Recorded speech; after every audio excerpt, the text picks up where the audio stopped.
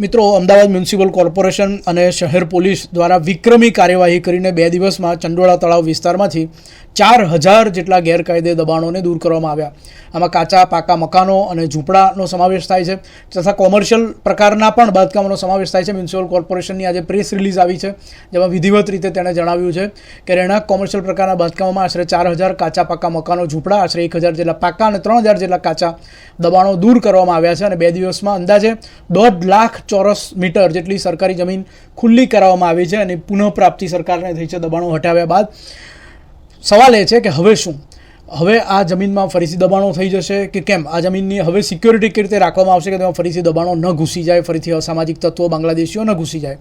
તો આનો જવાબ છે કે જે પ્રેસ રિલીઝમાં નથી જણાવ્યું મ્યુનિસિપલ કોર્પોરેશને, પરંતુ મ્યુનિસિપલ કોર્પોરેશનના અધિકારીઓ કહી રહ્યા છે કે હવે આ જે જમીન ખુલ્લી કરાવવામાં આવી છે એની માપણી કરવામાં આવશે.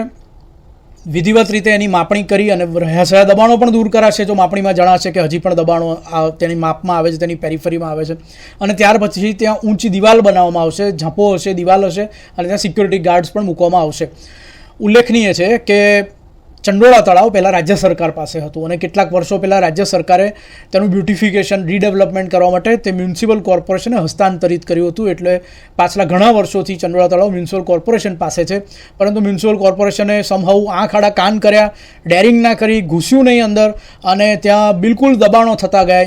ઇનફેક્ટ દબાણોની સાથે સાથે મ્યુનિસિપલ કોર્પોરેશનના લાઇટના થાંભલા પણ ત્યાં દેખાયા છે. એટલે ગેરકાયદે વિસ્તારમાં જે તળાવ પૂરીને ભંગાર, માટી અને કચરો આ બધા દ્વારા તળાવ પૂરીને, ચંડોળા તળાવ પૂરીને જે રિક્લેમ કરી ગેરકાયદે રીતે જમીન અને એના પર જે વિશાળ વિરાટ ગેરકાયદે બાંધકામો કરવામાં આવ્યા હતા, તો મ્યુનિસિપલ કોર્પોરેશનના લાંબા સમયથી આંખાડા કાન હતા.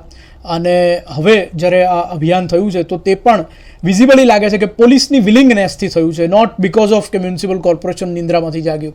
અને આજે જે પ્રેસ રિલીઝ મ્યુનિસિપલ કોર્પોરેશન આપી છે એમાં એ જણાવ્યું પણ છે, એમાં જણાવ્યું છે કે આ જગ્યા પર ઘણા વર્ષોથી દબાણ થયેલ હોય તેમજ પોલીસ વિભાગના રિપોર્ટ અનુસાર સદરહુ જગ્યા પર ગેરકાયદે પ્રવૃત્તિ થતી હોવાનું ધ્યાન પર આવતા આવી પ્રવૃત્તિઓ બંધ કરાવવા તેમજ દબાણો દૂર કરવાની કામગીરી અંગે અમદાવાદ મ્યુનિસિપલ કોર્પોરેશન દ્વારા માનવબળ તથા મશીનરી પૂરી પાડી પોલીસ વિભાગ દ્વારા ખાલી કરાવવાની કામગીરી કરાવ્યા બાદ, એટલે આમાં જેમ કે આપણે જાણીએ છીએ કે રાજ્ય સરકારનું જે ગૃહ વિભાગ છે, પોલીસ છે, એની વધારે વિલિંગનેસ આમાં દેખાતી હતી, જ્યારે કે એક્ઝિક્યુશન એજન્સી મ્યુનિસિપલ કોર્પોરેશન હોય, કારણ કે આ દબાણો દૂર કરવાનું કામ એનું છે.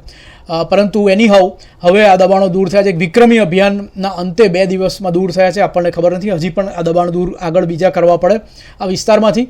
હદ માપણી, દિવાલ, સિક્યોરિટી સ્ટાફ, ઝાંપો અને પછી આ ચંડોળા તળાવનું જે કામ માટે મ્યુનિસિપલ કોર્પોરેશનને આપવામાં આવ્યું હતું રાજ્ય સરકાર દ્વારા, બ્યુટિફિકેશન અને રીડેવલપમેન્ટ, હવેનો જે પાથ છે, હવેનો જે પથ છે એ આ દિશામાં જતો દેખાય છે.